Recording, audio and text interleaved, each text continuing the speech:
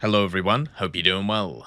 Today we are going to have a look at some suggested BR changes from myself, and I would also like to ask you guys what you would like to see changed in the next set of BR changes, so we could pass some to the developers to see if we can get some changes pushed through.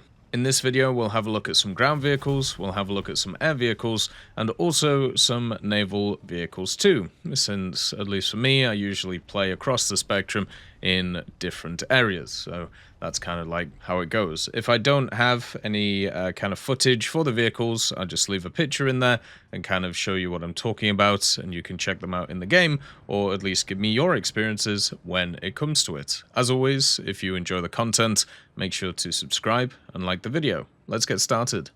The first vehicle is pretty simple. It is the B-26C for France. For some reason, the American B-26 was put down in BR to 4.3, and the B-26 Marauder in the French tech tree, which is basically the same vehicle, is still at 4.7. This doesn't make any sense. These vehicles should be the same BR. I would be amazed if the efficiency between them is completely different, since they are exactly the same vehicle. So for me, it should definitely go down in BR.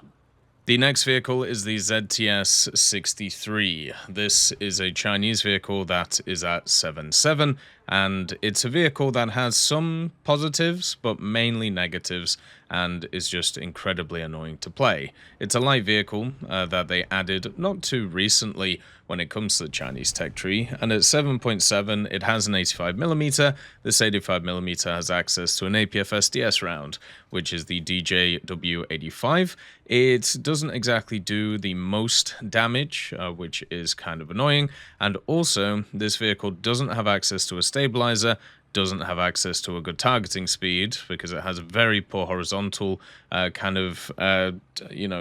guidance speed and vertical guidance speed. So being able to get this gun on target is just a pain, and after shooting the round, you actually have a longer reload than most of the other vehicles that you will face at this BR.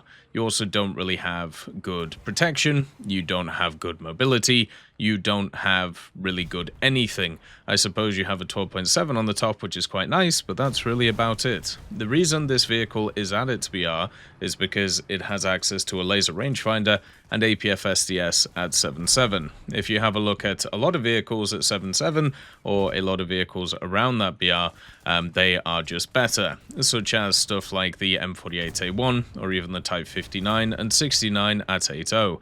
The vehicle does not feel good to play, it really should go down in BR. Even if it has the APF-SDS, it doesn't really do much because of only being an 85 compared to a lot of other vehicles. The KV-1E and KV-1B have once again escaped the fact that they should have gone up in BR a long time ago. It seems like Gaijin are putting up in BR all of the other KVs before they are putting up the KV-1E and the KV-1B. The KV-1S is now going up, the KV-7 is going up. Basically, the KV-1S5 went up, the KV-85 went up, and also all of the other kind of KV series. The only ones that have not gone up are the L11 and also the KV-1E and B, even though we've had multiple decompressions of the game, and therefore these things should have gone up. The KV-1E and B are bullies.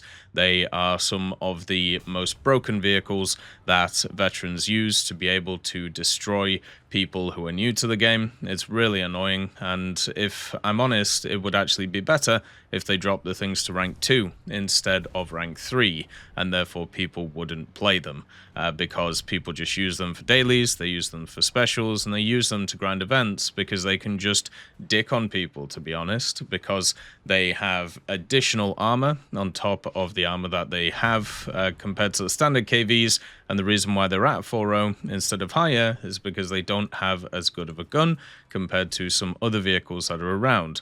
This doesn't stop veteran players who fully bush their vehicles and run around with ace crews and just annihilate people in the B and the E variant.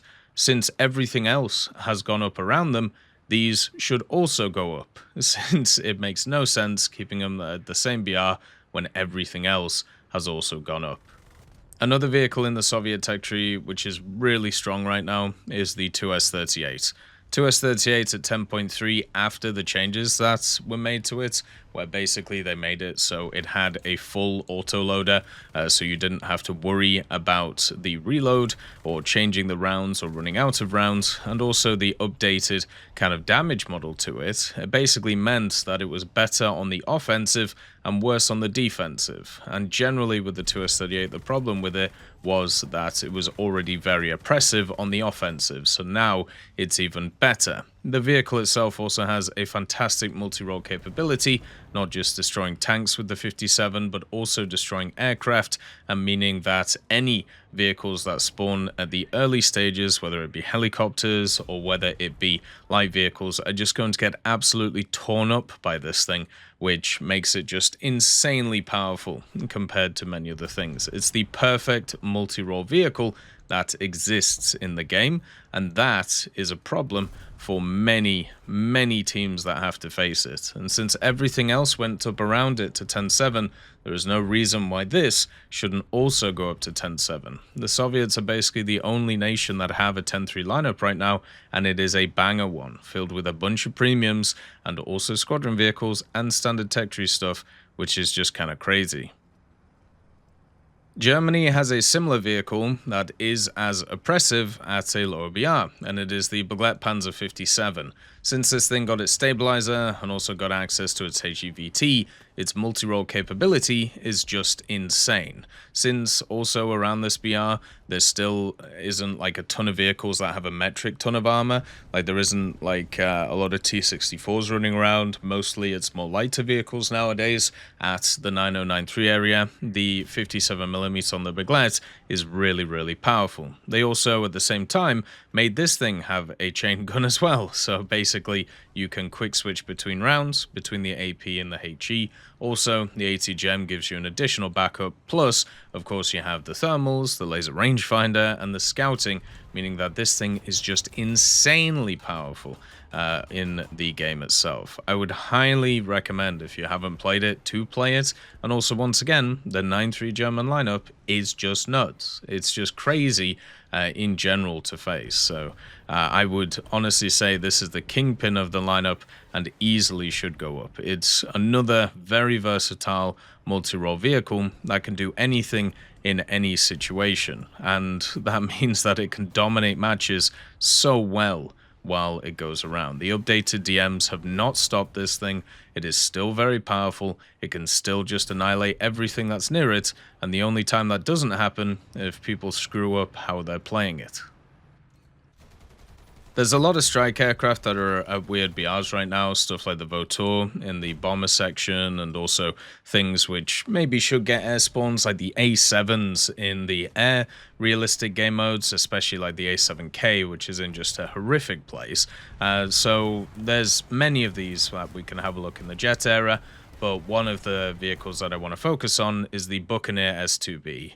The Buccaneer S2B is at 10.7 in ground and also in air. The whole point of these BR changes is to be able to make it so these vehicles can be at different BRs in air and ground. And if you tell me that this is a 10.7 vehicle, I will laugh in your face. There is no way the Buccaneer S2B is anywhere near a 10.7 vehicle. What they should have really done is not given it AIM-9Ls, and that means it would be a lot lower in BR, so it wouldn't have to worry too much about anything.